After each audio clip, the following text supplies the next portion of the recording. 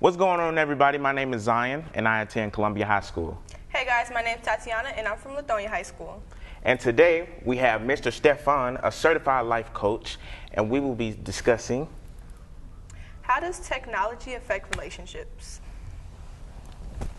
So, Mr. Stephan, how does technology affect relationships? It all depends on how you're using it.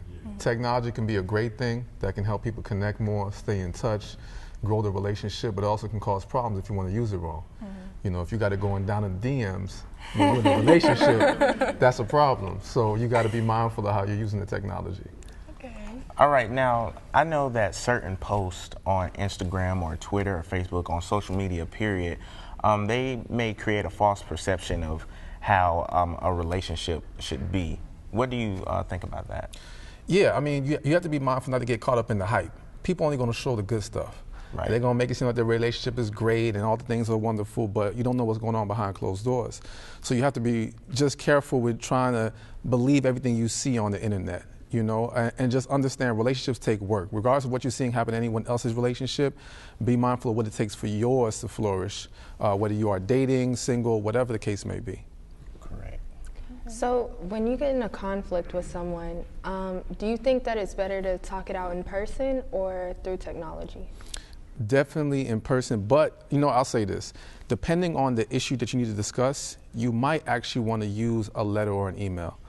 A lot of times we say that talking in person is the best way to do it, but when you get into your emotions and people don't want to hear what you have to say, it can deflect the conversation, it goes completely left and nothing gets accomplished. So in a situation where you have a lot to express, put it on paper or put it on the email so they can read it and process it, and you can get everything off your chest. But don't use a text, because a text, it's hard to really know your intention and tone through a text, and you're not going to get everything out because we're conditioned to just make it real quick and fast. But when you need to express yourself, you want to do it fully, and so I think a letter is a great way to do it.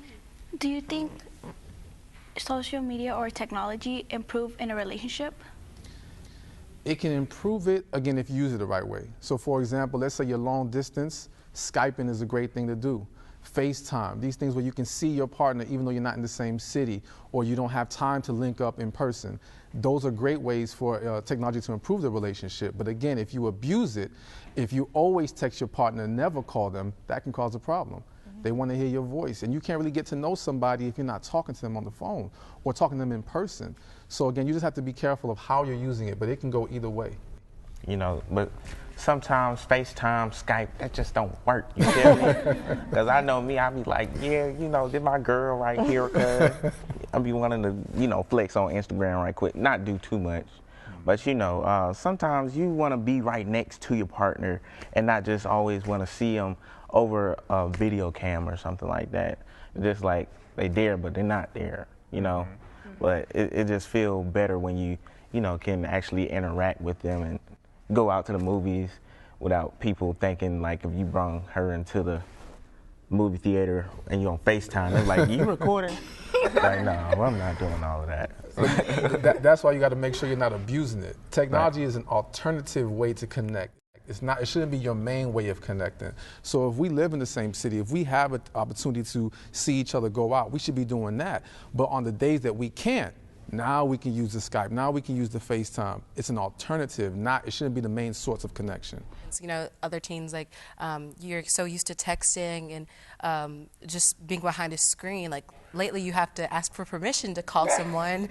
Like, can I call you really quick? And they're like, call? Wait, what? You gotta set an appointment. That's too personal, right? Or like with other students, like it gets to the point that you text them so much that you don't even know how to have a conversation with them when you actually meet them. Like, it's kind of awkward because you guys talk over text, and now you're having a face-to-face conversation. It's kind of like different, and you're not used to it. Let me give y'all a tip.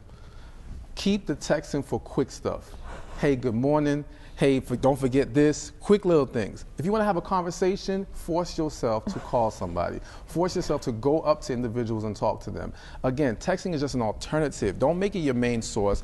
No long conversations through text. Don't tell your life story through a text. None of that is necessary. Have a conversation. And when it comes to your family and your parents, that's why once upon a time people used to sit down together and eat for that purpose, so they can sit there and bond and talk to each other. And you have to agree, when you're at the table, no phones allowed.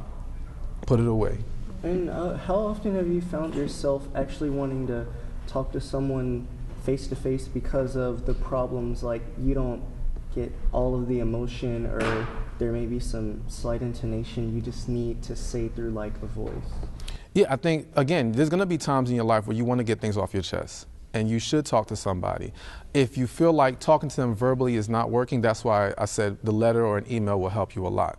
But definitely embrace that when you need to get something off your chest, do it. Don't hold it in. Holding it in is unhealthy for you, and it's going to cause problems. And it's also not allowing them an opportunity to fix whatever the issue is, whatever their contribution to the issue is. So you want to be mindful of that. So always talk to, whether it's your parents, friends, the person that you're with in a relationship, whoever, let them know how you feel. That's extremely important.